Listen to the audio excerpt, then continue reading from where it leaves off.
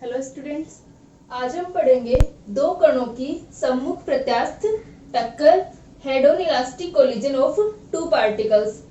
हमारा जो पिछला लेक्चर था इसमें हमने पढ़ा था कि जो कोलिजन होती है उसके हमने टू टाइप्स पढ़े थे। एक हमने पढ़ा था इलास्टिक कोलिजन और सेकंड हमने पढ़ा था इन इलास्टिक कोलिजन। ठीक है, प्रत्यास्थ टक्कर और अप्रत्यास्थ टक्कर। प्रत्यास्थ टक्कर हमारी कौन सी होती है? प्रत्यास्थ टक्कर के अंदर गतिज ऊर्जा और संवेग दोनों क्या रहते हैं? संरक्षित रहते हैं, कंजर्व्ड रहते हैं। और जो हमारी इनइलास्टिक कोलिजन होती है इसके अंदर संवेग जो है वो संरक्षित रहता है, मोमेंटम कंजर्व्ड रहता है, लेकिन जो हमारी काइनेटिक एनर्जी है वो कंजर्व्ड नहीं रहती। ठीक है, तो यहाँ पर हमने प्रत्यास्थ टक्कर और अप्रत्यास्थ टक्कर के बारे में पढ़ा था कि इलास्टिक कोलिजन क्या होती है और इनइलास्टिक कोलिजन क्या होती है। ठीक है, आज हम पढ़ेंगे कि दो कणों की elastic collision head on collision है, सम्मुख प्रत्यास्थ टक्कर है। और यहाँ पर कोलिजन हमारी किस टाइप की है? इलास्टिक कोलिजन है। तो इलास्टिक कोलिजन होगी तो एनर्जी और मोमेंटम दोनों क्या रहेंगे? कंजर्व रहेंगे। ठीक है, तो इलास्टिक कोलिजन के अंदर दोनों कंजर्वेशन हम यूज करेंगे कि दोनों हमारे क्या रहेंगे? कंजर्व रहेंगे, संरक्षित रहेंगे।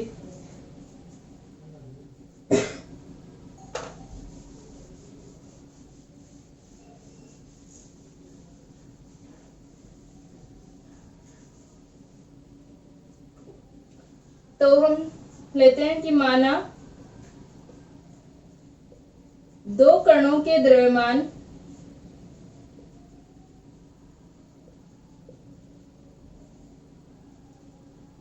क्रमशः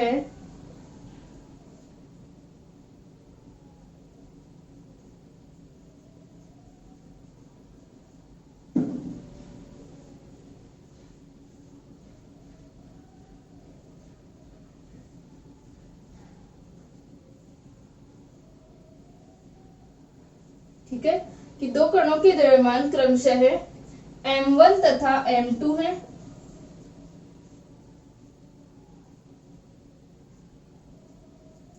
इन दोनों कणों में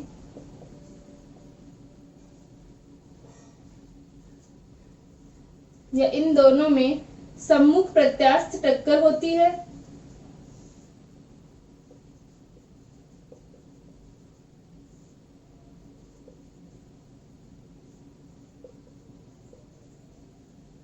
ठीक है, इनमें क्या हो रही है? हेड ऑन इलास्टिक कोलिजन हो रही है और कोलिजन से पहले इनकी वेलोसिटी u1 और u2 है और कोलिजन के बाद में इनकी वेलोसिटी v1 व v2 है। ठीक है, तो टक्कर से पूर्व कणों के वेग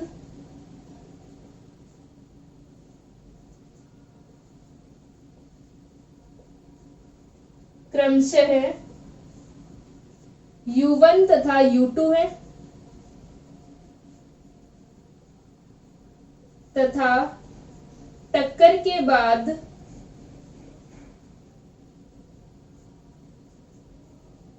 इनके वेग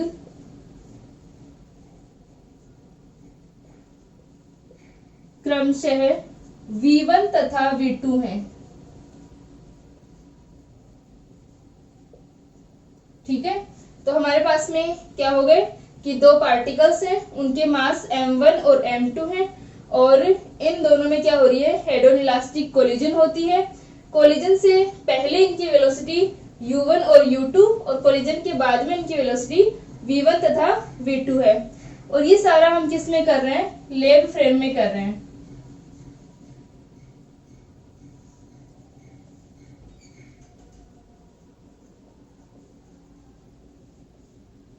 ठीक है, इन लेबोरेटरी फ्रेम प्रयोगशाला निर्देश तंत्र में हम इनकी जो टक्कर है उनका अध्ययन कर रहे हैं। प्रीवियस लेक्चर में हमने सेंटर ऑफ मास फ्रेम के बारे में भी पढ़ा था कि सेंटर ऑफ मास फ्रेम क्या होता है कि हमारे पास में जो भी हम सिस्टम लेंगे उस सिस्टम का जो सेंटर ऑफ मास होगा उसे हम क्या करें, एक फ्रेम मान ले, यानी उसको हम ओरिजिन मानते हुए उस टक्कर का अध्ययन करें। ठीक है, जैसे मान लो हमारे पास में कोई भी पार्टिकल है, तो इस पार्टिकल का या फिर जो हमारा मास है, इस मास का जो सेंटर ऑफ मास होगा उसको हमने क्या ले लिया, एज ए फ्रेम ले लिया, फिर हम इस टक्कर का अध्ययन कर रहे हैं। ठीक है, तो उस टाइम हमारी क्या होगी, जो फ्रेम होगी वो सेंटर ऑफ मास फ्रेम कहलाती है।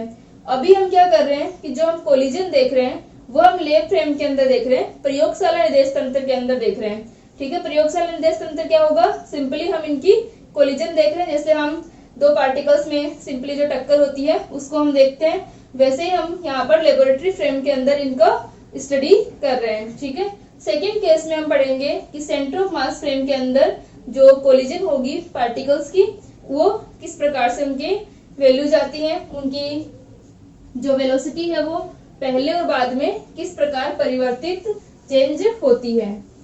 तो यहाँ पर हम क्या कर रहे हैं, हम प्रयोगशाला निर्देश तंत्र के अंदर हमने दो पार्टिकल्स लिए हैं और इनकी वेलोसिटी इनिशियल और फाइनल वेलोसिटी लिखी है।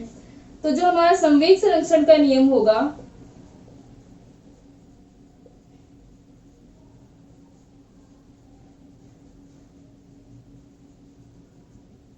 ठीक है, मोमेंटम कंजर्वेशन क्या होगा कि कोलिजन से पहले और बाद में जितना हमारा कुल संवेग होगा वो क्या रहेगा, संरक्षित रहेगा, इक्वल होगा, यानी जितना मोमेंटम कोलिजन से पहले है उतना ही क्या रहेगा, बाद में रहेगा।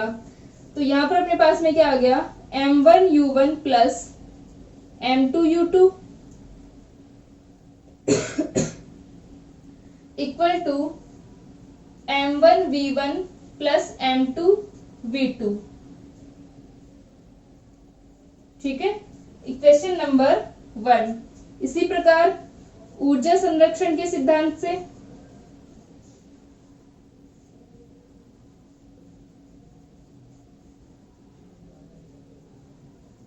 तो ऊर्जा संरक्षण के सिद्धांत से क्या होगा, half m1u1 square plus half m2u2 square equal to half m1v1 square plus का हाफ m2v2 स्क्वायर। तो ये अपने पास में ये क्या हो गया, संवेग संरक्षण के सिद्धांत से, और ये हो गया ऊर्जा संरक्षण के सिद्धांत से। ठीक है, तो यहाँ पर अपने पास में जो हमारी कोलिजन है वो कौन सी है, इलास्टिक कोलिजन है, प्रत्यास्थ टक्कर है। तो ये दोनों सिद्धांत क्या होंगे, पालन होगा इनका, यानी जो संवेग है वो भी संरक्षित रहेगा और ऊर्जा है वो भी संरक्षित रहेगी। ठीक है, और एक और चीज हम जिसमें अध्ययन कर रहे हैं, किसके अंदर देख रहे हैं, लैब फ्रेम के अंदर, प्रयोगशाला निर्देश तंत्र में। सेकंड जब हम केस लेंगे सेंटर ऑफ मास फ्रेम का, तब आपको अच्छे से समझ आ जाएगा कि सेंटर ऑफ मास फ्रेम क्या होती है। सेकंड हम एग्जाम्पल, यानी इसको हम स्टडी करने के बाद में सेंटर ऑफ मास फ्रेम के अंदर भी कोलिजन किस प्रकार होती है उसको पढ़ेंगे। तो यहाँ पे आपको अच्छे से समझ आ जाएगा कि सेंटर ऑफ मास फ्रेम क्या होती है। यहां तक लिख ले इसको।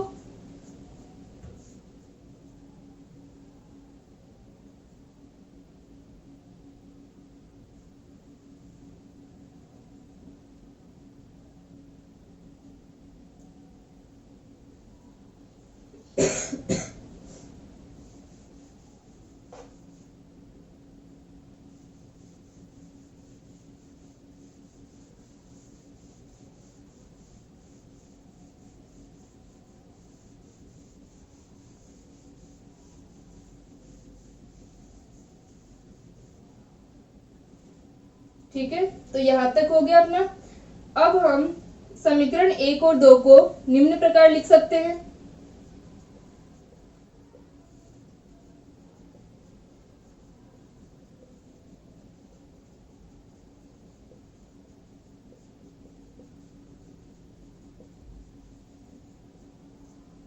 हमारे पास में क्या है, m1u1 और m1v1, यानी जो हमारा मास है m1 उसकी टर्म को हम एक साइड ले लेते हैं, u1 minus v1 equal to m2 v2 minus u2। ये हो गई अपनी इक्वेशन नंबर 3। इसी प्रकार हम इसमें करें इक्वेशन नंबर सेकंड के अंदर, तो ये हो जाएगा हाफ m1 u1 का स्क्वायर माइनस v1 का स्क्वायर, ठीक है, equal to half m2 v2 का स्क्वायर माइनस u2 का स्क्वायर, ठीक है। ये हमारी क्वेश्चन नंबर क्या आ गई, 4 आ गई। u2 को हम इधर ले गए, m2 u2 स्क्वायर को, और m1 v1 स्क्वायर को हमने इधर लिख लिया।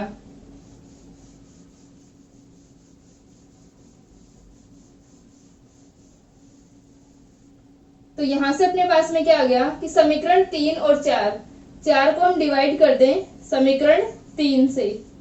तो समीकरण 4 को यदि हम समीकरण 3 से डिवाइड करते हैं तो क्या आ जाएगा, हाफ m1 u1 का स्क्वायर माइनस v1 का square divided by m1 u1 minus v1, ठीक है, और equal to half m2 v2 का स्क्वायर माइनस u2 का square divided bye m2 v2 minus u2, ठीक है। ये अपने पास में इक्वेशन आ गई। अब u1 का स्क्वायर माइनस v1 का स्क्वायर, तो इसको हम a square minus b square से a प्लस b और a माइनस b की फॉर्म में लिख सकते हैं। तो यहाँ पर अपना क्या आ जाएगा, half m1 u1 minus v1 और u1 प्लस v1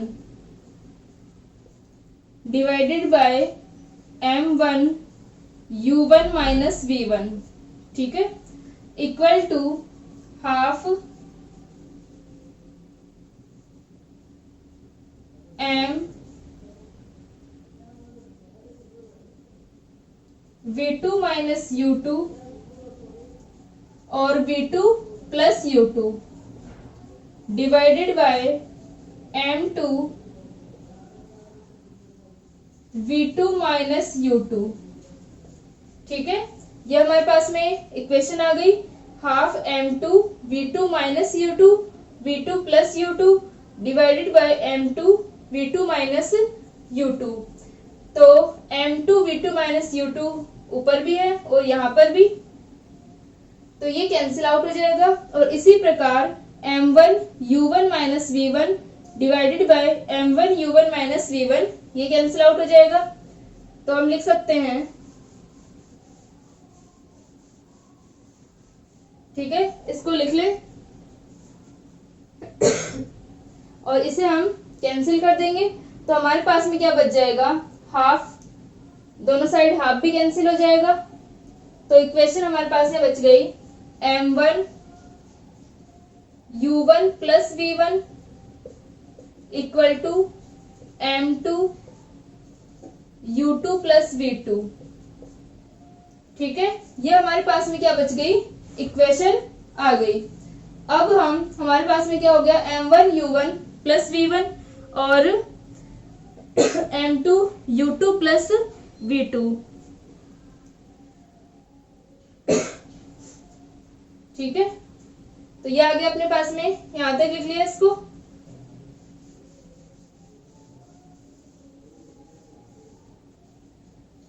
ये भी अपना कैंसिल हो जाएगा, m1 m2 भी।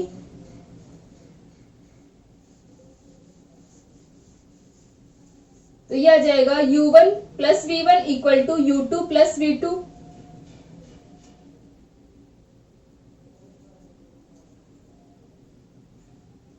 तो u1 minus u2 equal to v2 minus v1, ठीक है।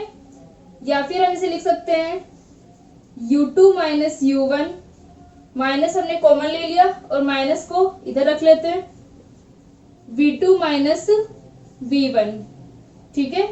ये हमारी क्वेश्चन नंबर हो गई 5। तो यहां से हम देख सकते हैं कि u2 माइनस u1 क्या है, u1 मास m1 की वेलोसिटी थी, u2 मास m2 की वेलोसिटी है। तो u2 माइनस u1 क्या होगा, इनकी रिलेटिव वेलोसिटी है, यानी 2 के रिस्पेक्ट में 1 की वेलोसिटी, ठीक है, इनकी रिलेटिव वेलोसिटी, और ये क्या है, ये तो कोलिजन से पहले हो जाएगी, बिफोर कोलिजन,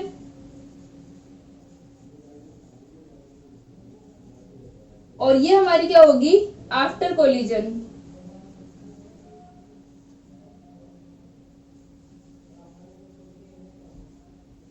ठीक है, तो यहां से हम देख सकते हैं कि U2 माइनस U1 हमारी क्या है, बिफोर कोलिजन, और V2 माइनस V1 क्या है, आफ्टर कोलिजन। ठीक है, तो यहाँ पर हम देख सकते हैं कि U2 minus U1 equal to minus का V2 माइनस V1 है। तो ये जो रिलेटिव वेलोसिटी आ रही है, यानी जो पार्टिकल फर्स्ट की हमारी सेकंड के रिस्पेक्ट में, या ये जो हमारी रिलेटिव वेलोसिटी है वो किस प्रकार आ रही है कि पहले हमारी U2 माइनस U1 पॉजिटिव है और V2 माइनस V1 क्या है, नेगेटिव है। यानी ये जो इनके रिस्पेक्ट में वेलोसिटी होगी या इनकी जो रिलेटिव वेलोसिटी होगी वो इक्वल होगी, ठीक है, लेकिन जो साइन होगा वो क्या होगा, अपोजिट होगा। ठीक है, इसको यहां तक लिख ले एक बार।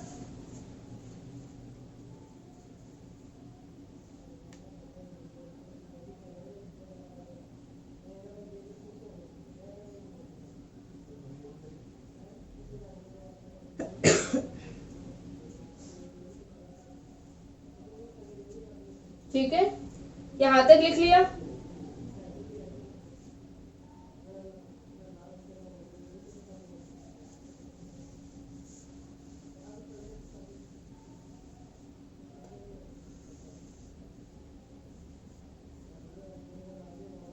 हमारे पास में जो इक्वेशंस थी U1 plus V1 equal to U2 plus V2, एक हमारी क्या थी M1 U1 plus M2 U2 equal to M1 V1 plus M2 V2, ठीक है, और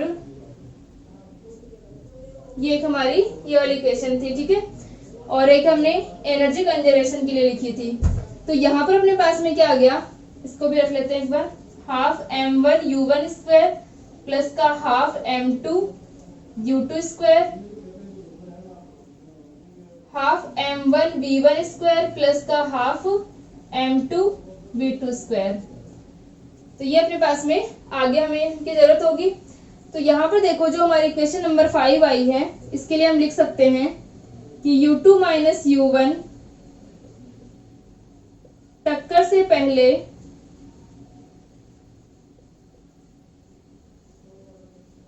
दूसरे कण का पहले के सापेक्ष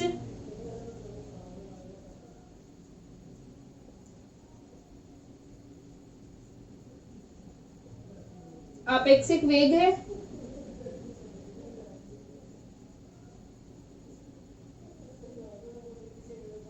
ठीक है, या पहले कण के सापेक्ष वेग है, ठीक है, सेकंड पार्टिकल की वेलोसिटी है फर्स्ट के रिस्पेक्ट में, और तथा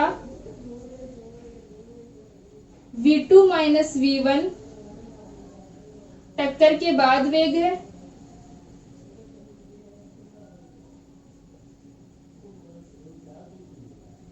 तो पूर्णतः प्रत्यास्थ टक्कर के अंदर क्या रहेगा, जो हमारी परफेक्ट इलास्टिक कोलिजन होगी उसमें क्या रहेगा कि ये दोनों वेग समान रहते हैं, लेकिन जो डायरेक्शन है वो रिवर्स हो जाती है, दिशा उत्क्रमित हो जाती है, ठीक है। तो यहाँ पर क्या हो गया, पूर्णतः, क्योंकि यहाँ पर साइन क्या है, नेगेटिव है, तो पूर्णतः प्रत्यास्थ टक्कर में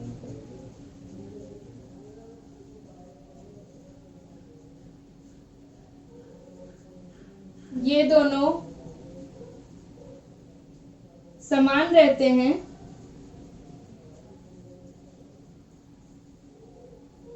किंतु दिशा उत्क्रमित हो जाती है।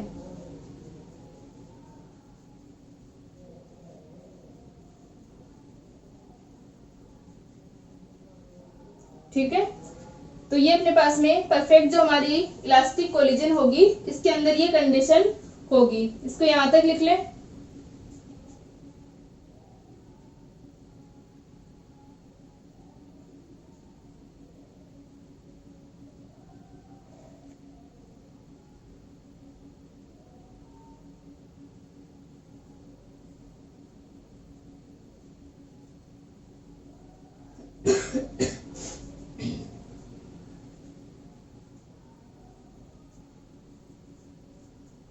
ठीक है, ये हो गया। अब हम जो हमारी फाइनल वेलोसिटी है v1 और v2, मास m1 और m2 की, उनको ज्ञात कर सकते हैं। तो यहाँ पर अपने पास में क्या हो जाएगा, ये जो हमारी इक्वेशन है, equation number 5, u2 minus u1 equal to minus का v2 माइनस v1, ठीक है। और ये जो अपनी इक्वेशन थी संवेग संरक्षण वाली, इसको हम इस प्रकार लिख सकते हैं m1 u1 minus u2 equal to m2 v2 minus v1, ठीक है। तो इस समीकरण 5 को, इसको हम लिख सकते हैं, यहां से हम v1 या v2 किसी एक का मान निकाल करके इस इक्वेशन में रख दें, ठीक है। इक्वेशन नंबर 3 थी हमारी ये, तो इस इक्वेशन नंबर 3 के अंदर रख देंगे तो हमारे पास में v1 और v2 के मान आ जाएंगे। तो जो कणों के वो प्रारंभिक वेग तो क्या थे, u1 और u2, और उनके अंतिम वेग क्या है, v1 और v2। तो समीकरण 5 को हम इस प्रकार लिख सकते हैं, समीकरण 5 से u2 minus u1 equal to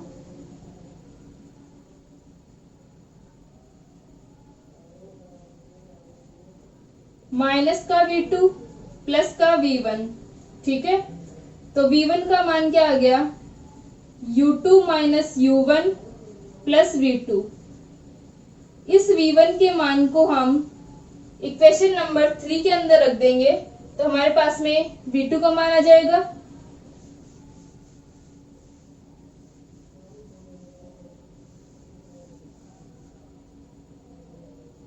समीकरण 3 में v1 का मान रखने पर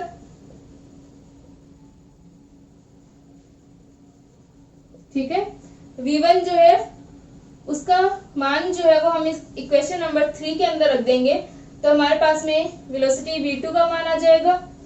तो यहां से अपने पास में आ गया m1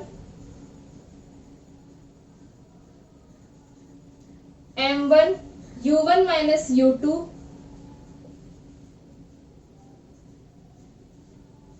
equal to m2 v2 minus v1। v1 का मान क्या है, u2 माइनस है बाहर, तो माइनस का u2 प्लस का u1 और माइनस का v2।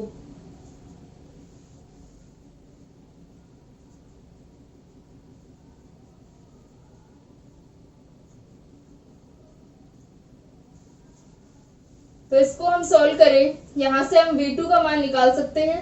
तो m1 u1 माइनस का m1 u2 equal to m2 v2 minus का m2 u2 प्लस का m2 u1 माइनस का m2 v2, ठीक है। तो यहां से हम m2 और m2 v2, ठीक है, इसको लिख लेंगे। तो m1 u1 और यहाँ पर क्या है m2 u1, तो m1 माइनस m2 u1 और माइनस का m1 u2 और माइनस का m2 u2, तो ये हो जाएगा हमारा m2 माइनस m1 u2, ठीक है। m2 u2 को अगर हम इधर लेके आएंगे तो ये प्लस का रहेगा, तो m2 minus m1 u2 equal to 2m2 v2। तो v2 का मान क्या आ जाएगा, v2 इक्वल टू आ जाएगा अपने पास में m1 minus m2 divided by 2m2 plus m2 minus m1 divided by 2m2 u2, ठीक है। यहाँ पर एक बार चेक कर लें कि u2 minus u1 equal to minus का v2 माइनस v1। यहाँ पर हमने v1 का मान रखा है, ठीक है। यहाँ से हमने v1 का मान निकाला तो ये अपने पास में क्या हो गया,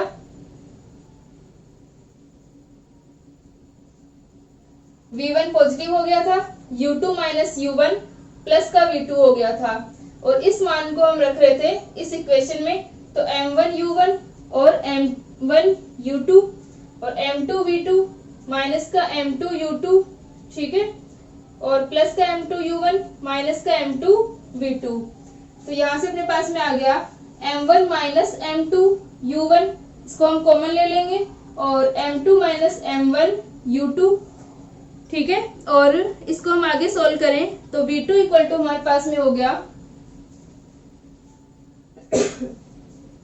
ठीक है, m2v2, और यहाँ से अपने पास में इसकी जो वैल्यू थी वो क्या थी, m2v2 माइनस v1। एक मिनट, यहाँ पर अपनी कुछ मिस्टेक है।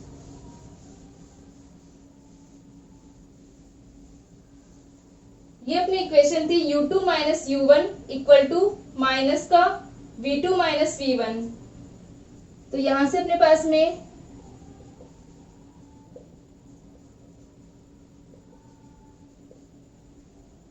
इसको अगर हम लिखें तो u2 minus u1 equal to minus का v2 प्लस का v1, ठीक है। ये अपनी इक्वेशन आ जाएगी u2 माइनस u1 माइनस का v2 प्लस का v1, ठीक है। और यहां से v1 का मान आ जाएगा v2 minus u1, v2 minus u1 और प्लस का u2, ठीक है। ये अपनी इक्वेशन आई। फिर हमारी जो ये इक्वेशन थी m1u1 माइनस,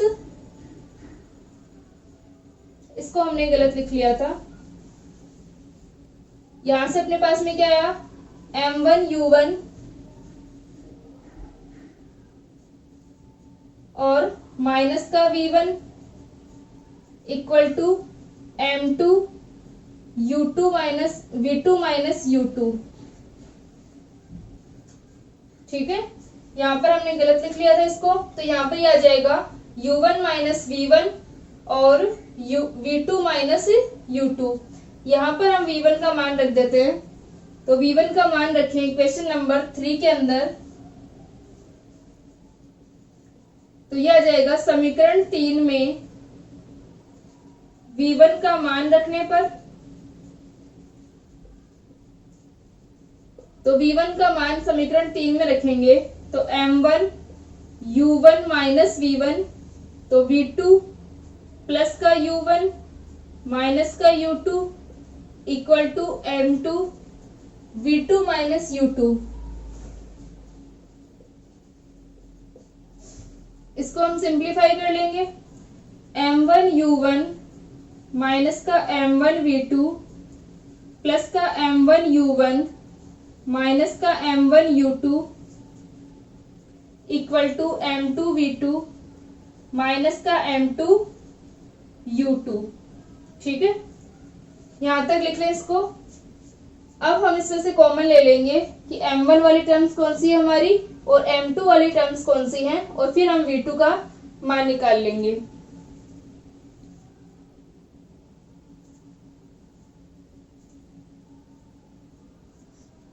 ठीक है, तो हम v2 का मान निकालें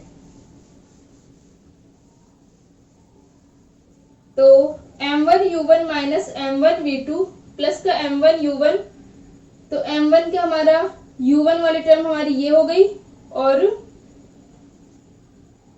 एक हमारी ये टर्म हो जाएगी, ठीक है।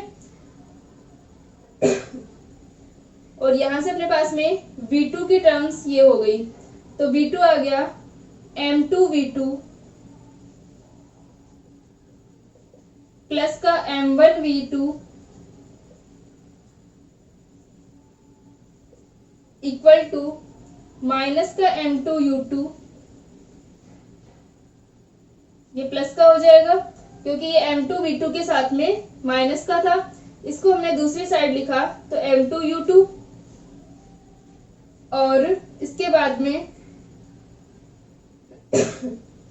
ठीक है, यहाँ पर हम इसको इधर लेके गए और m2u2 के साथ में आ जाएगा माइनस का m1u2 प्लस का m1u1 प्लस का m1u1, ठीक है, और माइनस का m1v2 इसको हमने इधर ले लिया था, तो ये आ जाएगा m2 plus m1v2 equal to 2m1u1 plus m2 minus m1u2।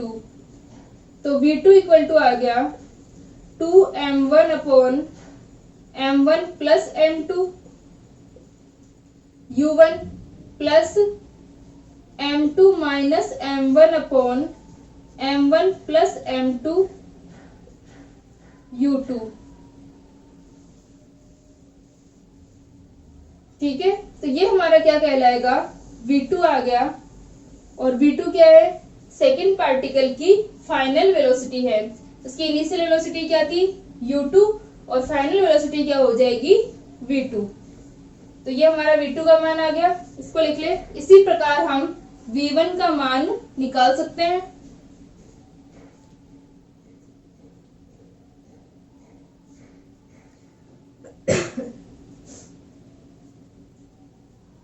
v1 का मान निकालने के लिए हम क्या करते हैं, यहां से v2 का मान निकाल करके इस इक्वेशन में रख दे।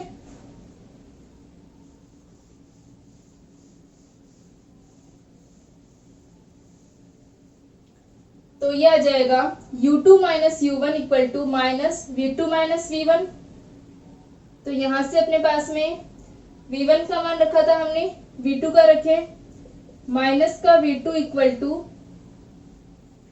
u2 माइनस u1, और माइनस माइनस प्लस, माइनस का v1 या v2 equal to v1 minus u2 plus का u1। ठीक है, अब ये वैल्यू हम किस में रख देंगे, इक्वेशन नंबर 3 के अंदर।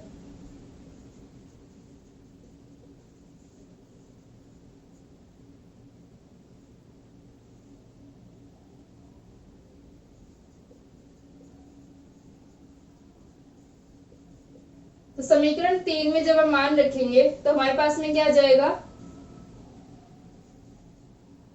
m1u1 minus v1 equal to m2, ये क्या हमारा v2 माइनस u2, v2 का मान है v1 माइनस u2 प्लस का u1 माइनस का u2। तो ये हो जाएगा m1u1 माइनस का m1v1 m2v1 माइनस का m2u2 m2u1 माइनस का m2u2। ठीक है, ये अपने पास में आ गया। इसको हम सॉल्व करें, m1u1 m1 प्लस m2, ठीक है, m1 माइनस m2 होगा u1 के साथ में, और m2 को हम इधर लेके आए, m2u2 m2u2, तो प्लस का 2m2u2 इक्वल टू m2v1 और m1v1। तो v1 का मान आ जाएगा v1 इक्वल टू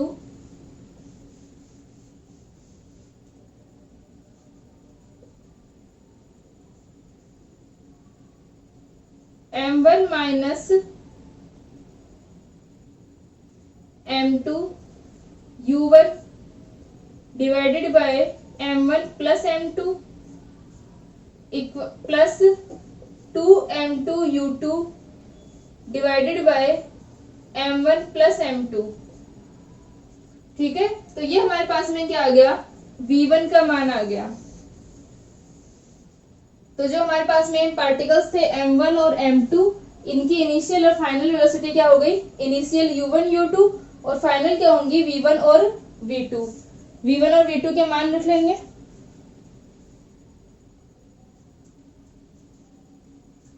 ठीक है, यहां तक लिख ले इसको।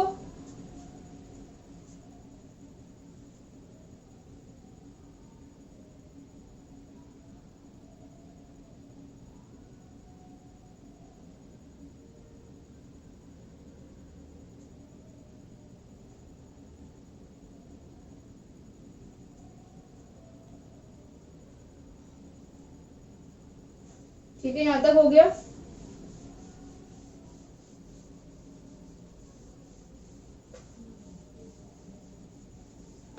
अब टक्कर से पूर्व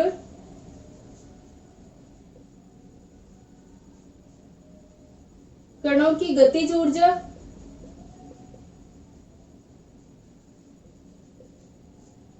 तो टक्कर से पहले यानी कोलिजन से पहले काइनेटिक एनर्जी क्या होगी, के इनिशियल इक्वल टू प्लस का हाफ m2 u2 स्क्वायर। ठीक है, ये हमारी क्या हो गई, कोलिजन से पहले काइनेटिक एनर्जी। और कोलिजन के बाद में के फाइनल क्या हो जाएगी, half m1 v1 square plus का हाफ m2 v2 स्क्वायर। ठीक है, ये अपने पास में आ गई, half m1 u1 square, half m2 u2 square और half m1 v1 square plus का हाफ m2 v2 स्क्वायर। तो गतिज ऊर्जा का अनुपात क्या होगा, K final upon K initial, half m1 v1 square plus का हाफ m2 v2 का square divided by half m1 u1 square plus का हाफ m2 u2 स्क्वायर। ठीक है, ये हमारे पास में आ गया। तो जो हमारी क्वेश्चन नंबर 2 थी, समीकरण 2 से हम देख सकते हैं K final upon K initial equal to 1। ठीक है, K final upon K initial equal to 1, क्योंकि half m1 v1 square plus half m2 v2 square equal है half m1 u1 square plus का हाफ m2 u2 स्क्वायर। यानी जो हमारी perfect elastic collision होगी, पूर्णतः प्रत्यास्थ टक्कर होगी, उसके अंदर जो काइनेटिक एनर्जी का रेशियो है वो क्या आएगा, 1 आएगा। ठीक है, यानी जो after collision kinetic energy upon before collision kinetic energy जो होगी, उसका जो रेशियो होगा वो क्या रहेगा, 1 रहेगा। यदि हमारी टक्कर जो है वो क्या है, परफेक्टली इलास्टिक कोलिजन है, पूर्णतः प्रत्यास्थ टक्कर है। ठीक है, अब नेक्स्ट लेक्चर के अंदर हम देखेंगे कि हमने जो v1 और v2 का मान लिखे हैं। ठीक है, v1 और v2 क्या थे, हमारी फाइनल वेलोसिटीज थी, जो पार्टिकल्स थे उनकी टक्कर के बाद में वेलोसिटी थी। तो टक्कर के बाद में जो वेलोसिटी है हमारी, उनका मास का क्या असर होता है, यानी जो हमारे m1 और m2 हैं, यदि m1 बड़ा हो तब क्या होंगी हमारी वेलोसिटी, और यदि m2 बड़ा हो तब फाइनल और इनिशियल वेलोसिटी क्या होंगी, और यदि m1 और m2 इक्वल हो तब हमारे पास में वेलोसिटी क्या होंगी, और जो मोमेंटम एक्सचेंज होगा वो किसमें सबसे अधिक होगा। ठीक है, तो ये हम नेक्स्ट लेक्चर के अंदर पढ़ेंगे।